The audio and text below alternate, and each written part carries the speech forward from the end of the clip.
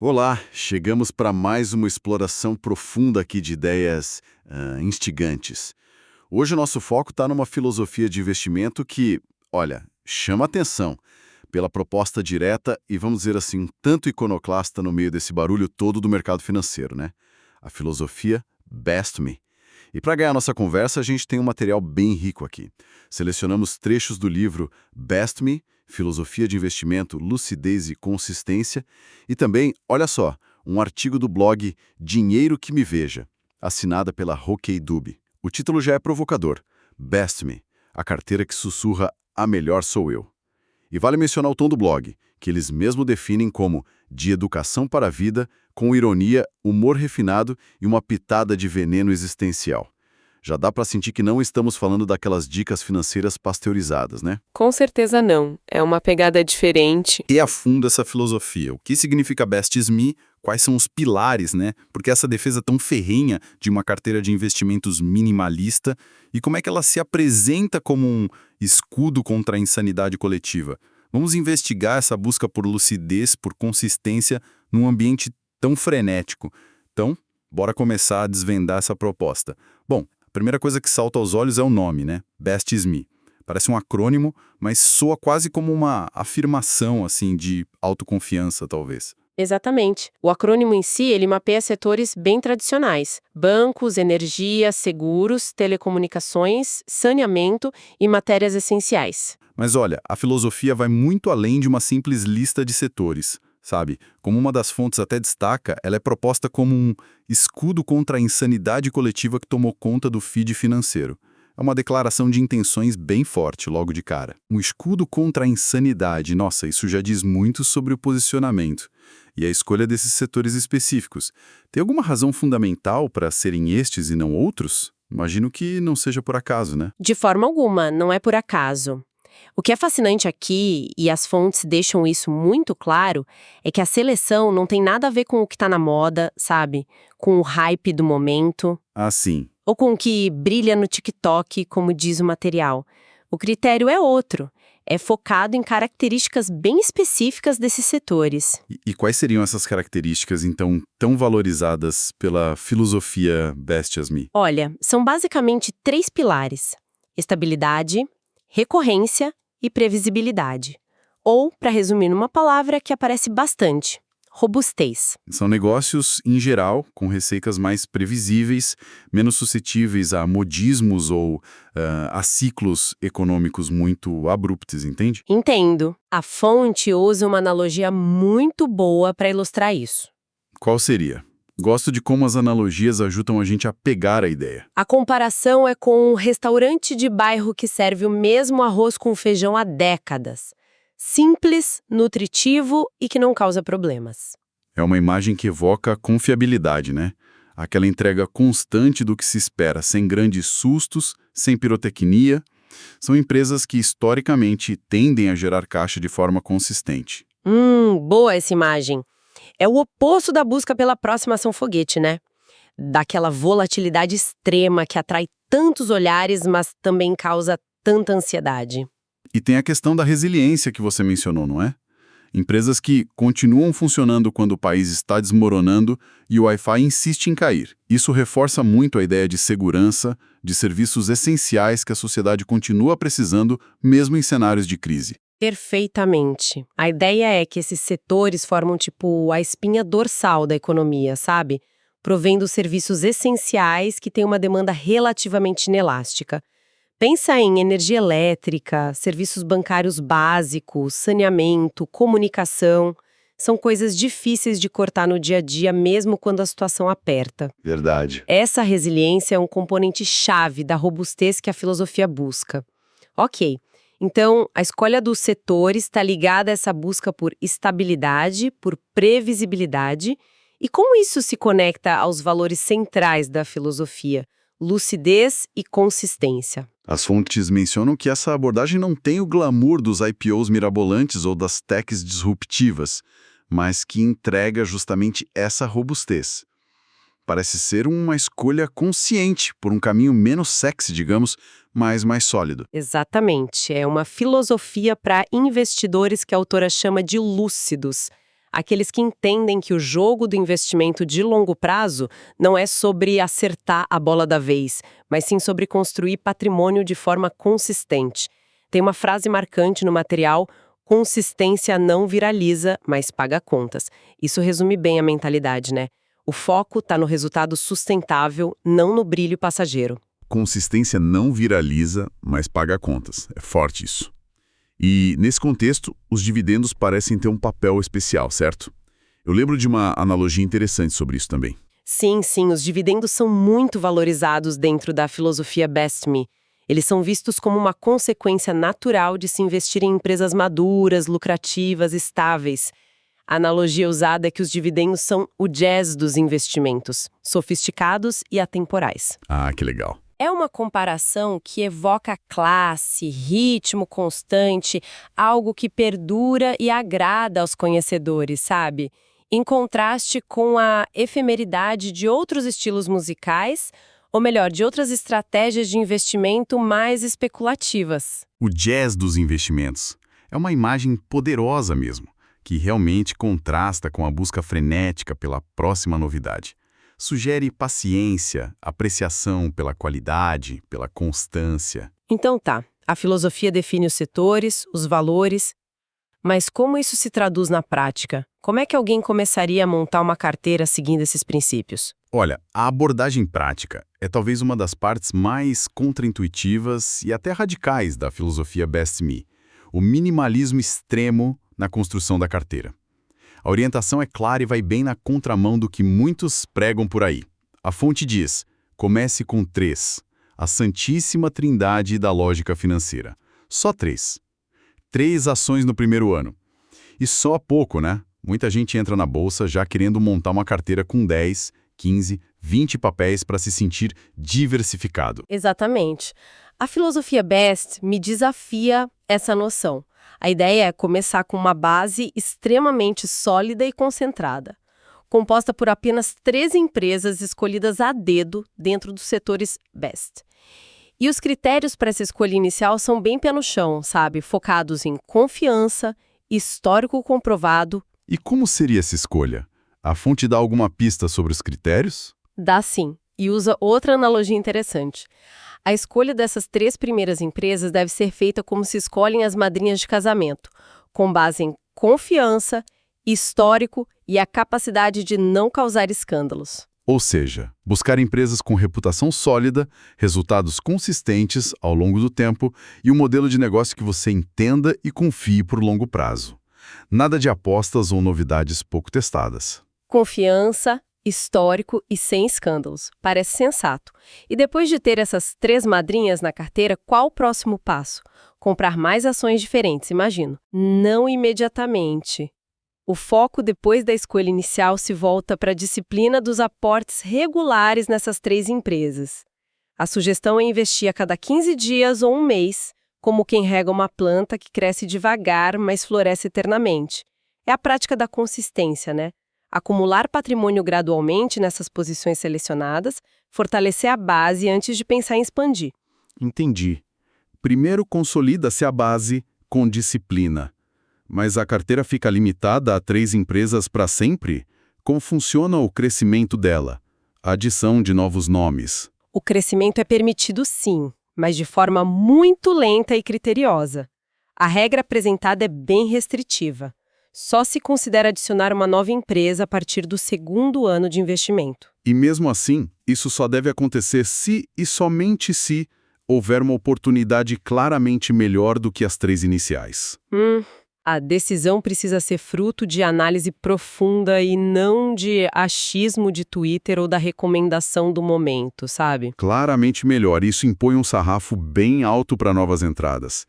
E existe alguma diretriz mais quantitativa para esse crescimento? Existe sim. A fonte apresenta o que chama de regra de bolso refinada e funcional. Uma nova empresa por ano completo de bolsa. Seguindo essa regra, o investidor com, digamos, 10 anos de experiência investindo na bolsa teria no máximo 3 empresas em carteira. Seriam as 3 iniciais, mais uma para cada um dos 10 anos seguintes.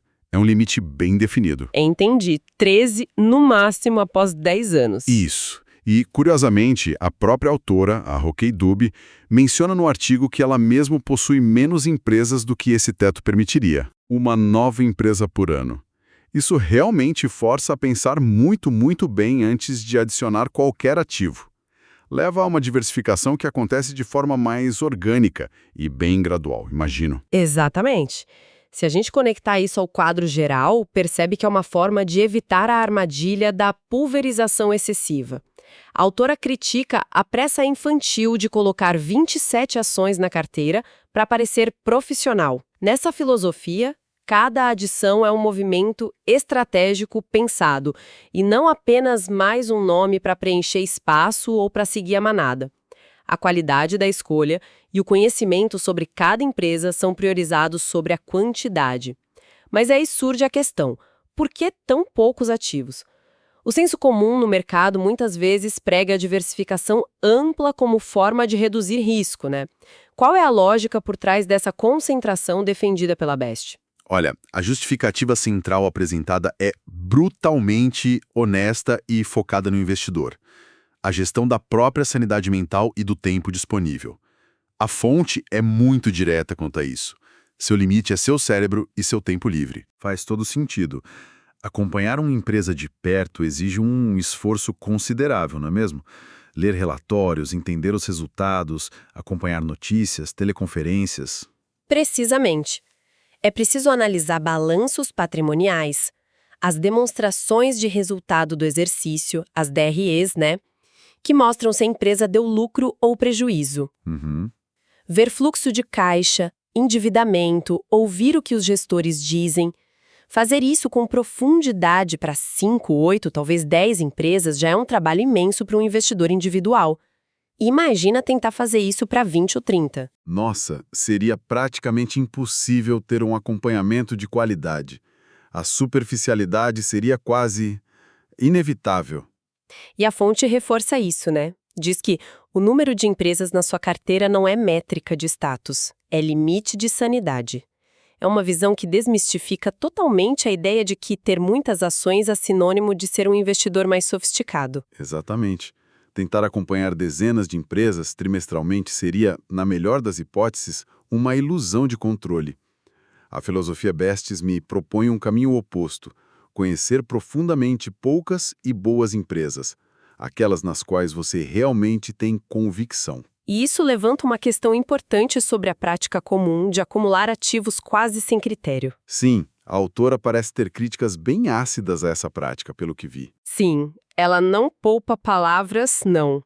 Critica o que chama de o circo das carteiras infladas. As metáforas usadas são bastante visuais e até cômicas, mas carregam uma crítica séria.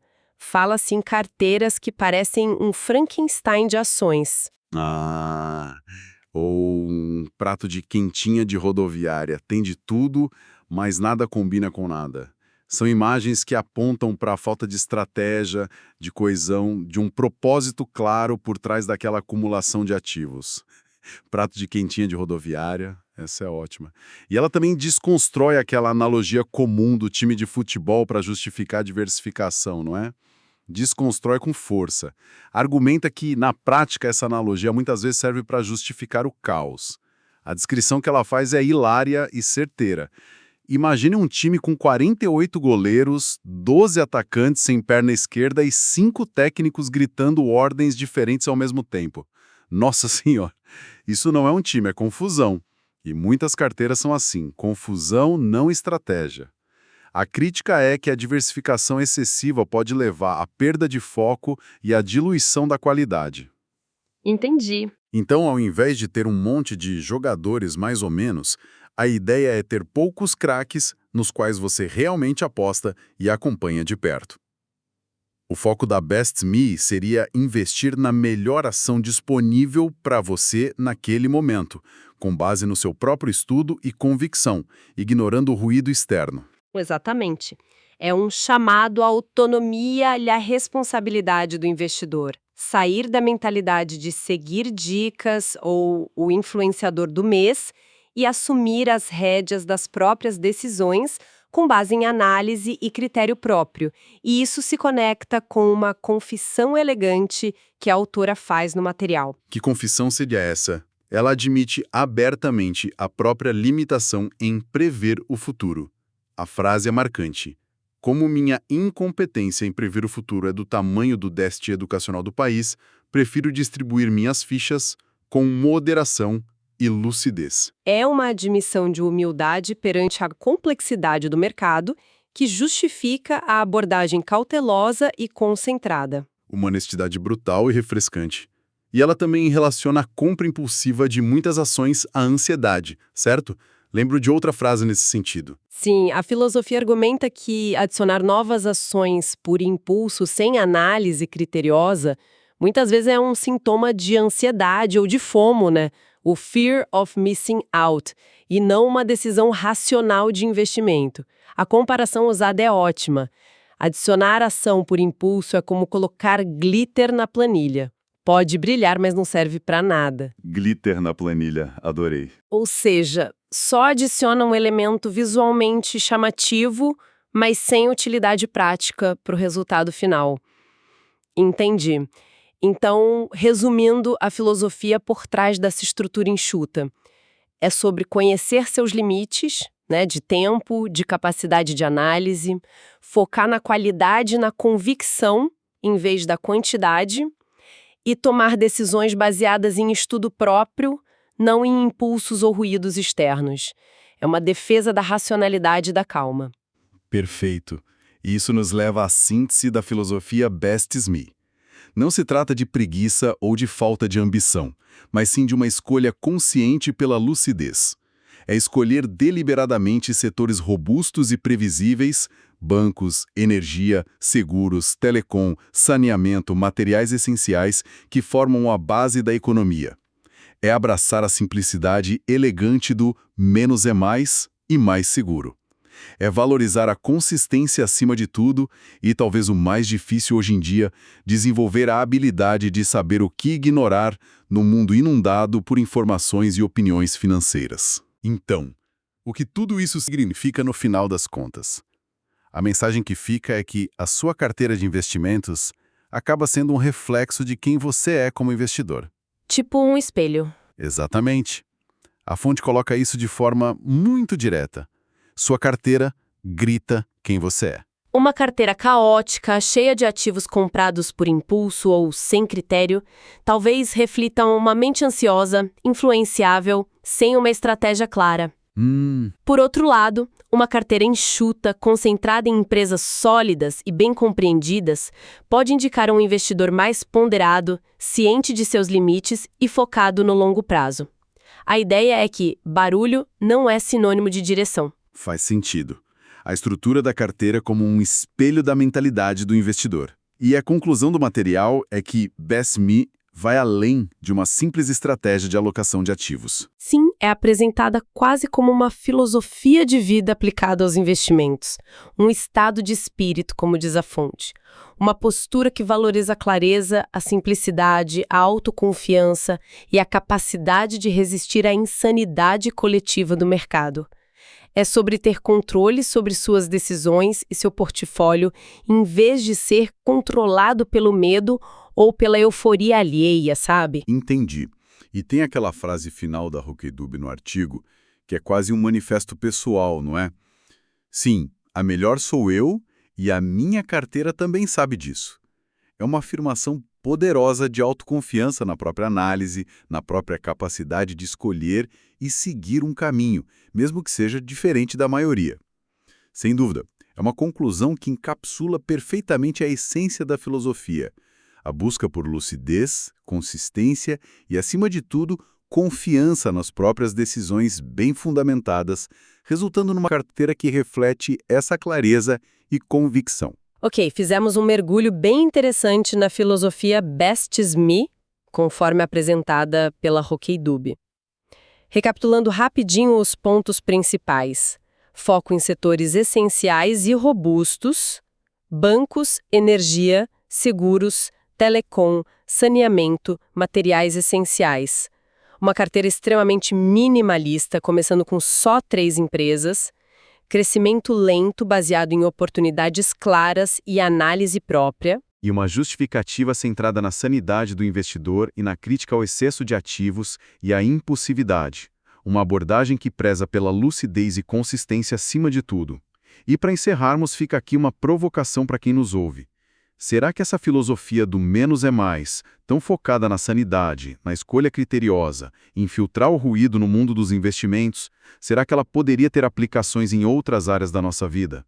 Áreas que também são bombardeadas por excesso de opções, de informação.